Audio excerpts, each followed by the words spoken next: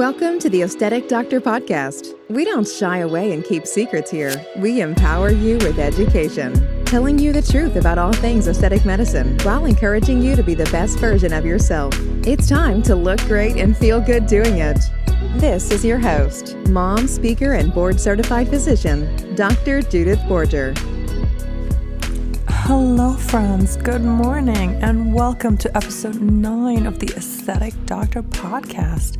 I'm so glad that you're listening. Thank you for making this podcast successful. Today's episode is called Where Are All the Men At? And that is exactly what you were going to be talking about. What are men getting? We know that nationally, men make up about 8% of all cosmetic procedures, and that has remained relatively stable over the years. But what are they getting? So I'm going to answer this question in 2 different ways. Number 1, I'm going to give you the real hard data about what men are getting nationally. And then I'm also going to tell you about what some of the most popular procedures for men are at Concierge Medical Arts. For those of you who don't know, Concierge Medical Arts is my aesthetic medicine office in Fayetteville, North Carolina. So, where am I getting all this data from? You know, when you do a Google search, and over the years, people have written articles on male aesthetic procedures. And interestingly enough, when I looked at the articles, it seems like they were just randomly making up things because the data presented was so different, which is another illustration of the principle that you really can't trust everything that somebody says because you just Googled it. So I went to, of course, for you guys, the most accurate source where all of this is recorded. And what is that source? That source is the Plastic Surgery Statistics Report, which is by the American Society of Plastic Surgeons, that basically records exactly what procedures are done in plastic surgery office, clinics, hospitals, all of that good stuff. And then they release their procedural statistics, which is what they call it. So let's get right into it, men. So like I already said, men do make up about 8% of all cosmetic procedures, which is over 1 million of total cosmetic procedures. About 80% of those are minimally invasive and about 20% of those are surgical.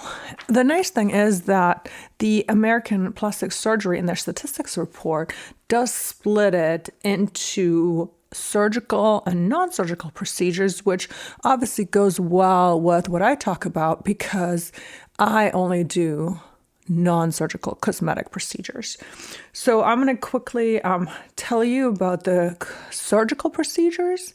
And then after that, we're going to talk about what they call the cosmetic minimally invasive procedures, which is all the aesthetic medicine stuff that I do in my office. So what are the top 5 male cosmetic surgical procedures done nationally? Number 1 is nose reshaping. Number 2 is eyelid surgery. Number 3 is cheek implant. Number 4 is liposuction. And number 5 is ear surgery. Was there anything there that was a surprise to you? I was a little bit surprised on that list, especially the cheek implants. But anyway, so it's good to have the data, right? So nose jobs, eyelids, cheek implants, liposuction, and ear surgery are the top cosmetic surgery performed on males per the Plastic Surgery Statistics Report. Alrighty, let's go into the minimally invasive, or what I call aesthetic medicine, kind of non-surgical aesthetic medicine procedures, which is all that what we do. So what do we see nationally? Nationally, number 1, Botox reigns supreme. So Botox is over 265,000 procedures done nationally in the U.S. Number 2, laser skin resurfacing. So things like what we also do, like a Frax laser for acne scars, wrinkles, things like that. Number 3, laser hair removal. Of course, we don't want to have those hairy backs, those hairy chests, or even like excessive hair on the neck or anywhere really. Number 4, soft tissue fillers. Cheek fillers, jaw fillers, all of those fillers, they don't break down what kind of fillers, but just soft tissue fillers. And then number 5, microdermabrasion. That's the one that's a little bit of a surprise to me, but hey, here we go. So let's talk about what do men get at Concierge Medical Arts. I'm going to include facials, which I guess is a little bit like the microdermabrasion because we could count the hydrofacial, the oxygen facial, and all of that stuff. Men, like women, can get incredible benefits from facial. They can get clearer skin, smaller pores, no dryness, no acne, especially men that tend to be oily, really look great after extractions. And then, of course, like women, using the right facial products and skincare products is so important. I sometimes think that maybe it's even more important for men because a lot of them don't use the same kind of makeup and techniques than women to cover everything up. So what you see is what you get. And let me tell you, men, we love it when you have beautiful skin.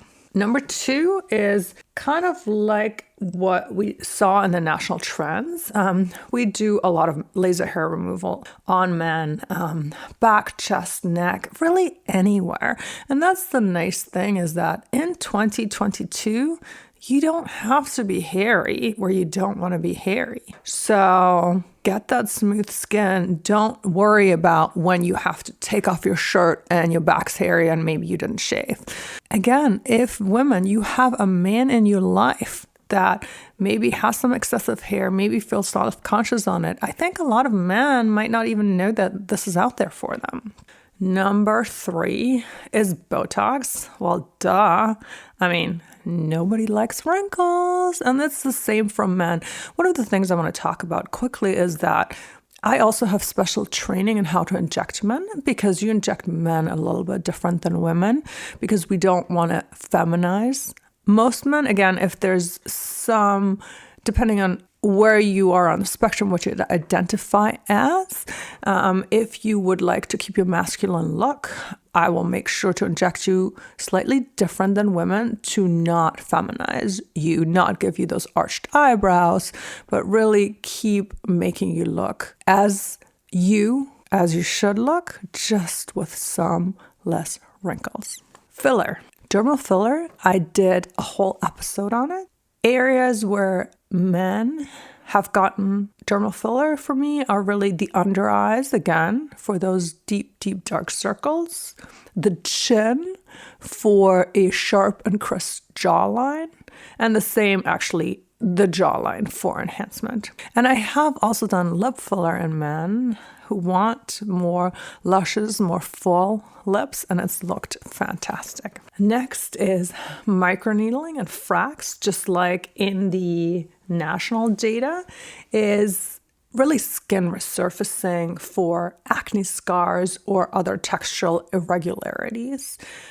I had a military veteran that had some scars also from a combat injury, and he left his results. Of course, acne scars on the cheeks, the nose are bothersome. So we can resurface those, we can microneedle them, we can frax those, and then the same thing, just an overall skin rejuvenation to improve the texture and the quality and the appearance of your skin. And then IPL. We, of course, love our IPL. And IPL, or photofacial intense pulse light, can really be used for rosacea, brown spots, or those pesky nose veins. I have a ND YAG vein laser, which is a state-of-the-art vein laser.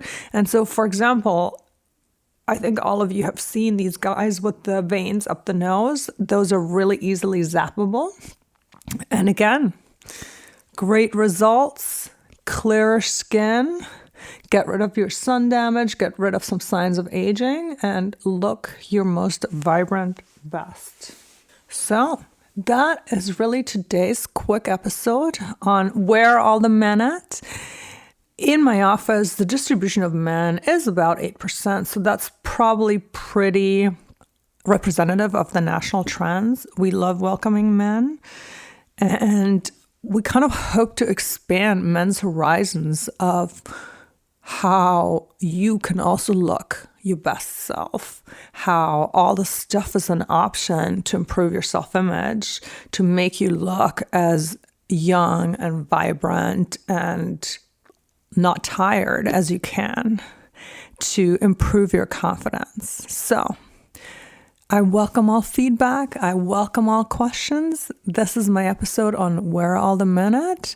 And join me next time for another episode, which is going to be on IPLs, intense pulse light, and photofacial is another name for it. I love IPLs. I've spent some time nationally lecturing on IPLs, teaching courses on IPLs, so I can't wait to talk to you about IPLs again. Thank you for listening, and I hope you have a wonderful day and week ahead of you. Bye-bye. Thank you for listening to the Aesthetic Doctor Podcast with Dr. Judith Borger. We'd love to connect with you outside of the show. Follow Dr. Borger on Instagram at Dr. Borger and find more online and ways to work with Dr. Borger at www.theaestheticdoctor.com. Until next time, be well.